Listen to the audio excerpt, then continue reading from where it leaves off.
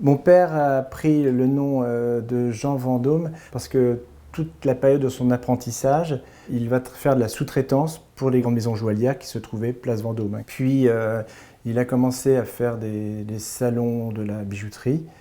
Et lors des premiers salons dans les années 60, le Bijorca, il monte son stand qu'il appelle Vendôme. Et arrive une femme suivie d'un huissier de justice qui lui dit « Fermez ce stand, Vendôme, vous n'avez pas le droit de vous en servir car j'ai déposé ce nom. » Donc tous les bijoux doivent être mis sous saisie. Et mon père, catastrophé, s'est dit « Mais qu'est-ce que je fais ?» Il appelle un ami avocat qui lui dit « Écoute, c'est très simple, tu mets le J de Jean devant Vendôme et elle ne pourra plus rien faire. » À partir de cela, le magasin qui s'appelait Vendôme est devenu son nom d'artiste, Jean Vendôme.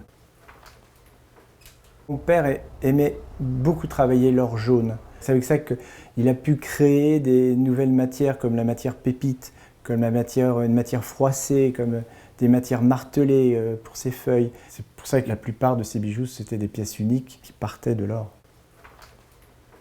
En fait, il avait une affection pour les minéraux bruts, les formes naturelles, les cristaux. Déjà, c'était des sculptures en soie, des sculptures de la nature. Toutes ces pierres sont terriblement fragiles à monter et sont même coûteuses. Et il allait prendre le risque de partir dans la création avec des matériaux hyper fragiles. C'était vraiment un tour de main à chaque fois de monter un bijou Jean Vendôme.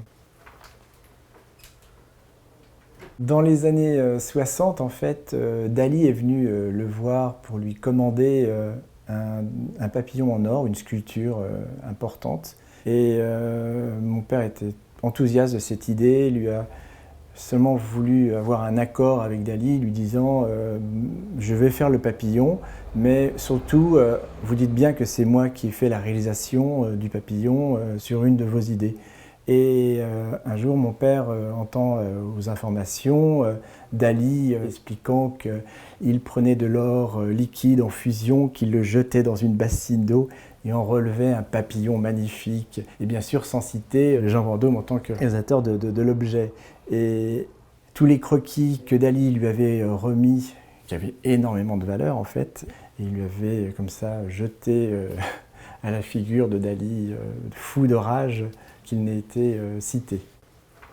Dans la journée, il faisait ses bijoux et le soir, il partait dans la création libre dès qu'il rentrait chez lui.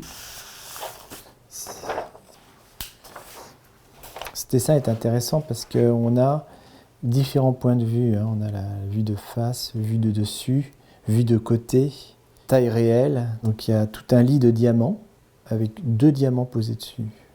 Et dès qu'il voyait un joli modèle, il pouvait dessiner directement sur le magazine, sur l'oreille, faire une boucle d'oreille, ou dès qu'il voyait une main dans le magazine, il faisait une bague sur la main.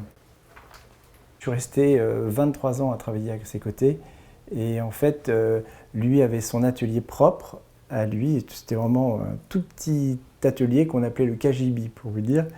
Et son atelier était contre le magasin, c'est-à-dire que quand des clients rentraient, il écoutait la conversation tout en continuant de travailler sans que personne ne le voie pas. Et en fait, j'ai fait juste une pièce pour lui à partir d'un de ses croquis.